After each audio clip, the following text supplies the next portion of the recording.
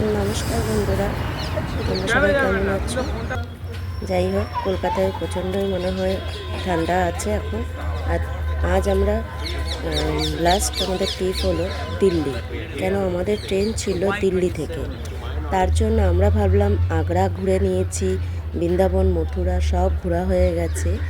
তো লাস্ট আমাদের যখন দিল্লি থেকে ট্রেন আছে, তো আমরা ভাবলাম তাহলে হোটেল সকাল সকাল ছেড়ে দিয়ে দিল্লিতে চলে যাই। তাই আমরা দিল্লিতে চলে এসেছিলাম। দিল্লিতে এসেই ফার্স্ট টাইম যেটা আমরা দেখলাম সেটা হলো কুতুব মিনার। আর কুতুব মিনারের ভেতরটা না অনেক বড়, জানো তো, বড় বড় পিলার, তারপরে বিভিন্ন টাইপের জায়গাটা এত সুন্দর, মানে ঘুরে আমি শেষ করতে পারছি না।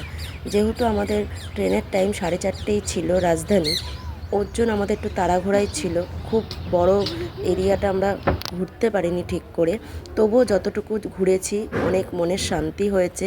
নালে মিস করে যেতাম দিল্লিটা, এই কুতুব মিনার আরও যেসব দিল্লিতে সাইড আছে সেগুলো মিস করে যেতাম। তাই আমরা মোটামুটি মন সান্ত্বনা দেওয়ার জন্য যতটুকু ঘোরানো আমরা ঘুরে গেছি। আমরা খুব মজা করেছি, অ্যাটলিস্ট মানে কিছু ফেলে আসিনি, সব ঘুরে এসেছি।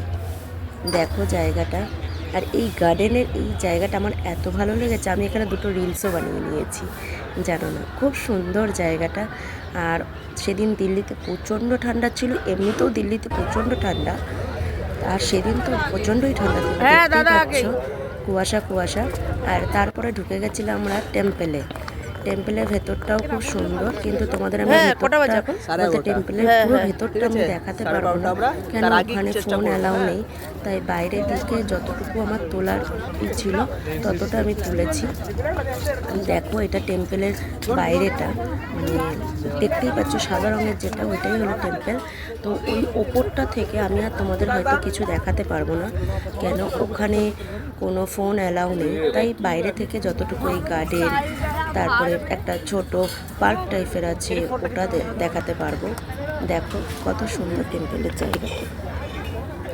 আমরা টেম্পেলের সামনে ছবিও তুলেছি, বাট অতটা তুলতে পারিনি, কেন সিকিউরিটি গার্ডরা না করছিল, নিয়ম নেই তাদের ভেতরে। ওই দেখুন সবাইকে আটকিয়ে দিচ্ছিল। আর এই জলটা টেম্পেলের থেকে এত সুন্দর লাগছিল, মানে আমার ভীষণ সুন্দর লেগেছে এই জায়গাটা। দেখো নীল জল আর হোয়াইট কালার টেম্পেলের, সেটা এত ভালো।